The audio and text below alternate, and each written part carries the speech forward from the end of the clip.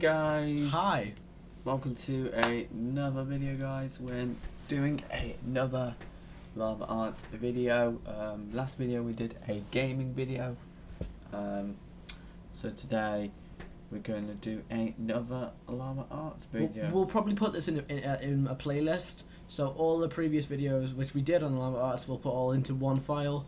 And if you guys don't like this sort of stuff, just tell us in the comments, because right now we have not got a clue. You're not interacting with us, and we really need to know. Just interact with us. Tell us what you want to see. Yeah. So then we know what you want. We're watching this, as you can see, it's in the playlist, Mr. Nightmare Animations. And the first one we're watching is the Bathroom Store Airport Stories. So let's start.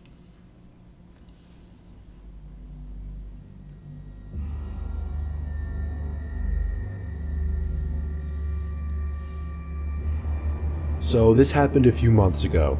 I'm 26. I was at JFK Airport in New York with 5 friends. All of us were about to fly down to Florida to spend the... Hey, speaking of airports and flying down, next week, next year in September, stay tuned on this channel, our personal channels, which will be in the description below, and on our personal Instagram page at JPSG Gaming. Yeah. We will have updates and videos of of us in Portugal. As you could see by the background from the start. Yeah. It's going to be amazing. Let's just get into it. Let's get into the video. Again. The week in a beach house. We had a few more minutes to kill in the airport before we would board our flight, and I really had to go to the bathroom all of a sudden. I was baffled to see a line out the door for the bathroom. I noticed a janitor walking by, so I asked her if there was another bathroom nearby that wouldn't be so crowded. She laughed and told me she shouldn't really be telling people, but there was another bathroom past the door she was pointing at, down a narrow flight of stairs and to the left. I thanked her because she was extremely nice and followed the direction she gave me. Sure enough, behind that door that no one would think to open was a small stairway that led down to a really poorly lit, skinny hallway. It was so narrow that if 2 people were to pass by each other, one person would have to stand against the wall to make room. I found the bathroom right away. The door was extremely heavy and hard to push. Also, the lights were on inside of the bathroom, and it was filthy in there. It was evident that nobody ever really came in there to clean. Now, this is a little embarrassing to mention, but when I go to the bathroom in public places, I always try to make sure nobody else is around to possibly hear me going. So after checking the stall to see that it was unoccupied, I went back into the hallway for a second to take a look down both directions. To the left, there was somebody standing at the end of the hall, in a dark, unlit section of the hallway. It was a disturbing sight, to say the least. All I could do was awkwardly pull my head back into the bathroom and try to pretend we didn't see each other. I went into the stall and just stood there biting my fingers for a minute, dreading the thought of that door opening. And of course, it did. I saw the man's black shoes under the stall door as he walked to the stall next to mine. He shut the door, and then there was silence. No sound of the man unzipping his fly or sitting down, nothing. I realized I didn't really have to go anymore, and went to unlock the stall door. That's when I looked up and saw the man's head peering over the stall, looking at me. I nearly had a heart attack as my screams bounced off the walls of the tiny bathroom. I ran back up those damn steps and out that door, and then casually walked back over to my friends. I was breathing heavily, but nobody seemed to notice. I didn't tell anyone just because it was embarrassing, and I didn't want my friends to make fun of me in any way. I know, I guess that seems stupid now. We went on to have our Florida vacation and all had a good time. Of course, the thought of that creepy man haunted me every night that week. What's next year?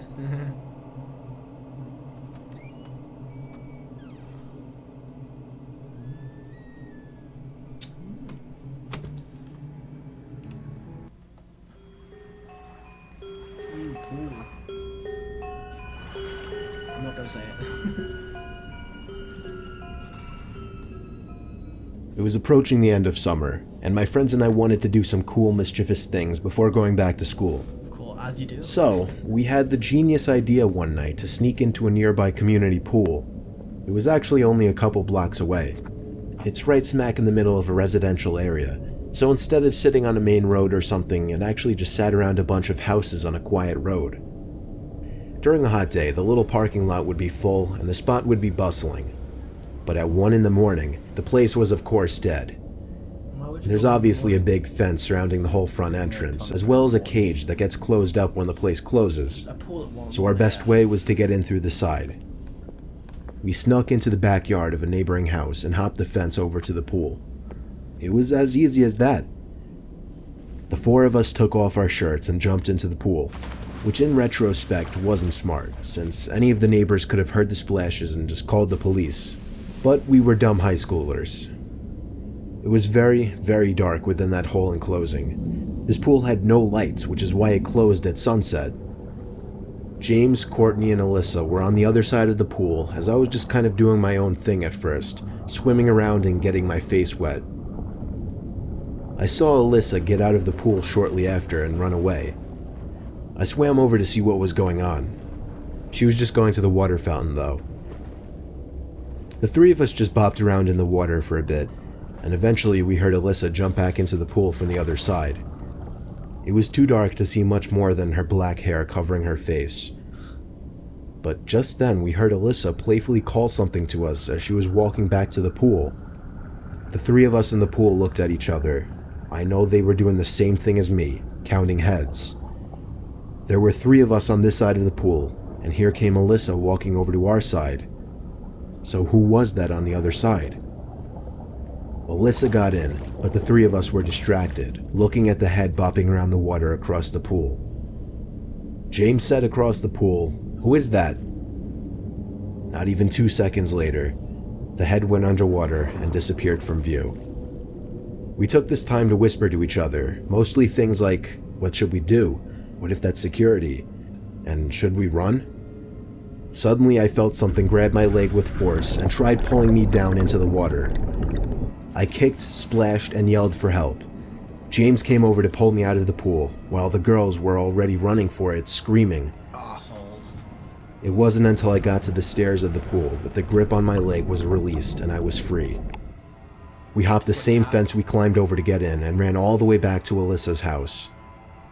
I was convinced that whoever that was a security guard. That is, until they literally tried to pull me under the water. You don't know what to think. There are a few possibilities. Maybe it was just another kid messing with us, maybe it was a security guard who went way too far, or most likely, it was a dangerous person who had ill intent.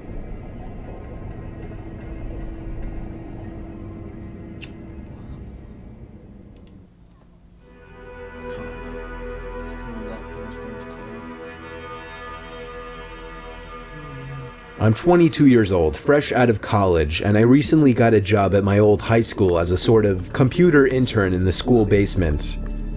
The basement of the school is very messy. Wait. You guys can see in the shelf, the bottom, in the middle, on the bottom layer. Right here, guys. Oh my god. And disorganized, but there is a small 3-person office that's actually very nice down there. It has 3 nice big desks, 2 mini fridges, a flat screen TV mounted on the wall, and oh so satisfying air conditioning, a luxury the students and teachers cannot enjoy in the school. And of course all the school servers and other computery stuff. No, thank you. I got the job because 3 of my old computer teachers flat out adored me. I could actually consider them as real friends, not just teacher figures, so they all helped tremendously in landing me this job. It's been great, until something that happened a few weeks ago. My 2 co-workers that shared the office with me, Dave and Gary, weren't in the office at the time. They were upstairs working on papers or whatever. I was eating my sandwich during my lunch break when I got a phone call from one of the women in the front office telling me the school was on lockdown and that somebody, possibly armed, had entered the school. There wasn't much that I could do other than turn off the lights because, surprisingly, as nice as this little office was, it didn't have an actual door to it, just a big opening, and the door to the whole basement didn't even have a working lock. For my own safety, I did turn off all the lights in the office and my computer screen. I kept my phone on the desk, texting both Gary and Dave, but they wouldn't respond. I sat down there in the dark, playing games on my phone for like 20 minutes, waiting for the call from up front to tell me to resume working. I had no idea what was happening. I couldn't hear what was going on upstairs from down here. But I was not allowed to make any calls until I was informed that the lockdown was over. Then, the noisy basement door opened. As the creaking echoed across the basement and into my office, I sat up from my seat, wondering if I should call out Gary or Dave. I was eager to get some info from them. Someone then came running down the stairs, and their footsteps were approaching my office. I pushed away my chair and crawled under my desk. Somebody entered the office, but did not turn on the lights. There was just silence. I can't even describe the fear I was experiencing. I felt like if I made one sudden noise, I'd be a dead man. Suddenly, my phone dinged as I got a text message. I felt my entire world shrivel up and die at that one moment as I clenched my teeth in fear. Footsteps suddenly moved closer to me until I finally dove out from under the desk in capitulation, begging whoever it was not to kill me. And just then, someone grabbed my arm and pulled me up. It was some guy in a red plaid button-up, jeans, and a reddish-black cap. He told me, "It's okay, I'm just down here hiding with you." "What's going on up there?" I whispered to him. He kind of ignored my question and asked me if there's an exit down here. I told him, "Yeah, around that way." Before he could do anything else, I asked him, "Who are you?" There was a brief moment of silence before he started explaining he was coming in to pick up his son when a teacher told him to hide. After his explanation, I checked my phone and saw the text I received was from Dave. It said, "Dude, this is fucking crazy. Some guy with a gun shot Mr. Buckley. He's wearing a red shirt and a hat. Whatever you do, don't come upstairs." I was about to reread that text out loud to the man until I realized. I looked up and felt my stomach sink. The man seemed to catch on to my suspicious stare. Panicking, all I could think to do was to run for the upstairs. A gunshot echoed through the basement, and I could hear the bullet ricochet off something metal in the darkness. But thank God the bullet missed me, and I made it upstairs. Fortunately, police were waiting at all exits, including the basement exit, and caught the man the second he opened the door. More good news, our teacher Mr. Buckley survived the gunshot. It was later determined that the man and Mr. Buckley had some beef for whatever reason, but that was never revealed. All we know is that Mr. Buckley couldn't have done anything that would have warranted this kind of reaction. And I know that the sound of that gunshot will forever echo in my mind.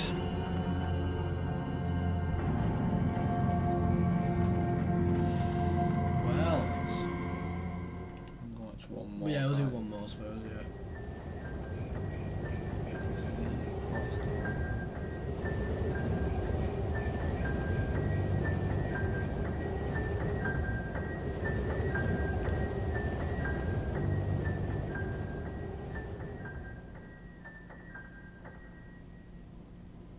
Last year on Christmas Eve, I was working late. I'm 23, I work in New York City and commute home every day on the train. Since I'm one of the younger ones in the office, I got stuck with one of the worst shifts, so I wasn't able to get home until 5 o'clock. My family had already left a whole hour earlier to go to my cousin's house, so I had to drive alone. After having a quick snack before the half-hour drive, I got back in my car and put my cousin's address into my phone. Halfway through the drive, it started snowing. I got to my cousin's house around 6 o'clock. It was snowing heavily by this point, and I just made it in time to catch everyone starting dinner. I brought all of my gifts inside and cheerfully said hey to everyone. I stayed until around 11 o'clock. The rest of my family left a little sooner. I stayed an extra half hour or so just to hang out before leaving myself. By the time I was leaving, the ground had accumulated at least 2 feet of snow, and it wasn't even done snowing. The drive home was nightmarish. The roads were hardly even plowed, and I had to drive under 20 miles per hour on most roads.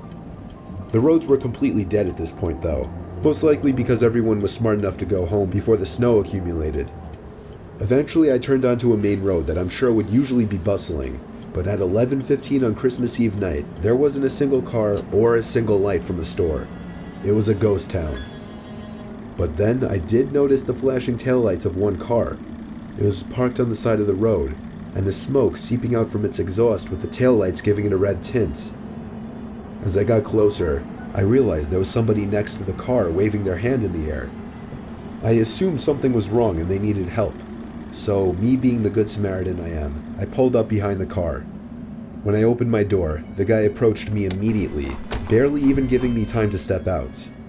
He was an average-sized man, probably 5'10", 180 pounds. He spoke in a very demanding voice, asking me if I know anything about fixing an engine. I told him I didn't know much about cars. The guy responded very quickly to everything I said. He told me it's fine. He went inside of his car for a second, popped open his trunk, came back out and told me to just wait by the trunk for a second. I had no idea what he wanted me to do. I was really confused. He walked over to the front of his car, and I heard him open the hood. I couldn't see anything he was doing since the trunk was blocking my view, and the loud wind of the snowstorm overpowered any small noises he might have been making. I put my hand on the back of the car and leaned my body in anticipation, when suddenly I heard 3 or 4 quick and aggressive footsteps in the snow behind me before I was pushed into the trunk. The man tried to close the trunk on me, but I kicked my feet up in resistance and held it up. I was able to overpower him and kick the trunk open completely.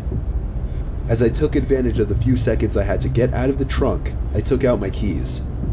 He tried to grab me now, and I dug my house key right into his neck. He fell to his knees and his scream echoed down the deserted street.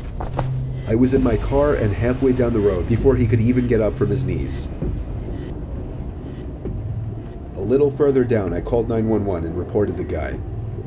I came back in 10 minutes to find blue and red lights illuminating the windows of the deserted stores. The police held him until the ambulance arrived for him.